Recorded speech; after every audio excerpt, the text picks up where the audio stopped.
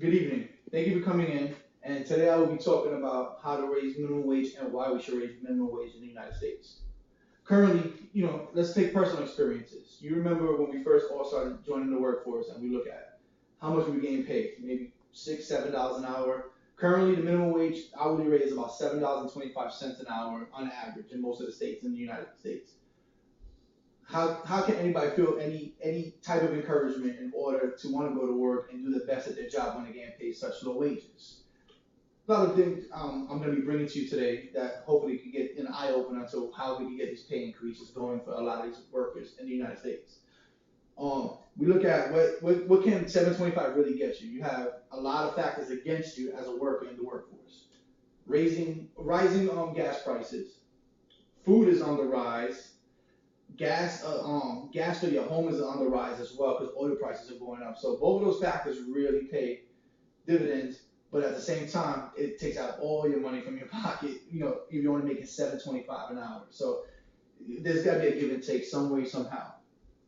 We have to look at it from personal experience. So for myself as a store manager, when I'm hiring people in the job market, especially for my job, I look at different factors around me in my surrounding. I look at rate of pay from other retailers or other companies that are local and close to me. I look at cost of living in my market because I like to dig a little bit deeper to see what these people could afford and what rate of pay I can give them. And most importantly, experience. I look at how much experience is going to be worth the value of paying this employee in order to do the best job he or she could really bring to the table. So experience plays a huge part in my decision making as well. And then hopefully me and that employee or that applicant come to a term of agreement where we can see where we can go from there and create a development plan in order to get them their wages. That's my way of raising pay increase. Instead of waiting for the government to do it, we have to wait. We have to look to build organically. We also, at this point, I'm sure you're asking yourself, people today are currently underpaid. Is it fair to say that? When you look at a one-bedroom apartment in most areas of the states, you're looking at about $1,400 to $1,500 a month. 725 an hour is really not going to cut it unless you have 2 to 3 roommates really splitting the ends between all of you guys working a full workload, sometimes even 2 jobs each. Unfortunately, that's the society we live in with raising inflation. It comes with the territory.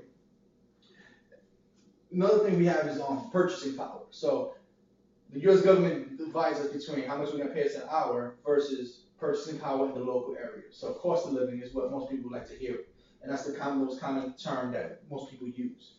Purchasing power does play a factor in a lot of areas. Again, tying back to what I was saying earlier, when you look at the market and what pay should equal versus what's going out, input versus output. Now, if you look at purchasing power in the United States, the economy could grow at a normal society. If the minimum wage increase goes up, purchasing power goes up, you got more people spending more money, not only in their local communities and their local markets, but outside of it. So tourism could go up. There's a lot of benefits to that. Tourism goes up in a lot of countries. A lot of local companies, a lot of local business owners will see an increase in their sales and in their business and their profits with pay increases going up because people that are severely underpaid or used to being underpaid, the minute they get an increase, automatically 40% of them want to spend more at a faster rate. So it works out on both ends.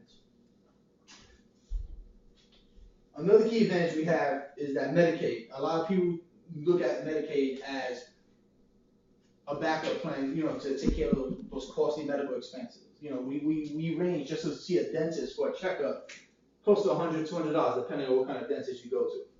Sometimes people need to get stuff done, and these procedures are important, whether it's going to be life saving or not. But they become a really big factor or a burden in a lot of people's lives. So raising the minimum wage will also help that and offset the minimum wage. I mean, excuse me, the medical benefits and their salaries, and it ties them in. The more money people make, the more money is going to be dipped into whether it's Medicaid or to medical benefits in order to get lower medical expenses in the long term.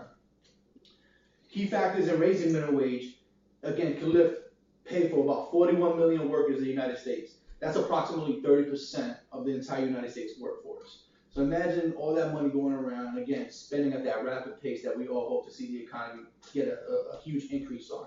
If we pay people more money will be spent, and we will stop hearing the word recession or hear that big old scary word. We're going to go into another depression, et cetera, et cetera. Things will get easier to obtain, but they could also get harder to obtain if we don't raise these increases. Okay. Again, impacting America's economic system will positively grow at a higher rate due to higher purchasing power. Another wage increase will also begin to reverse decades of growing pay inequality. We've all seen the fact, whether it's men versus women, experienced versus non-experienced, immigrant workers versus non-immigrant workers. There's a lot of different factors that could be turned in that battle. We could, by having a pay increase, we close that inequality between all these people. So somebody that was making maybe $10 an hour gets that increase to maybe $12 an hour. You know, it became severely underpaid at one point, but now it's growing and could probably almost work into the middle class eventually. You know, and these are the smaller numbers at this point. $144 billion in wages for workers will also benefit their communities. You know, again, tying back to the purchasing power of the local communities, helping those small business owners gain their profits and be able to help their families and keep their businesses open as well. Now, transitioning into the overcoming objection part, we all hear all these objections. It's so easy to always ask for more money. Am I correct? And yeah, whether people are going to work hard at it, and then we have all these politicians promising to make us great again in some way, somehow. We never get those promises fulfilled. How many years have we all been voting because we're hearing empty promises about more money, but less taxes, more taxes, less money?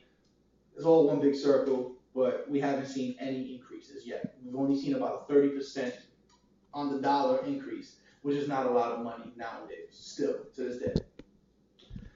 A lot of people are severely underpaid, so we have to look for a way to get that going in order for less people to be homeless out there in the world and more people to buy more in their local communities. Low-wage employees gain incentives. If you know you're going to make more money, I'm sure you're going to want to work hard some way, somehow. Regardless if you really hate your job, if you're making a little bit more money, if you know there's a Caribbean day going to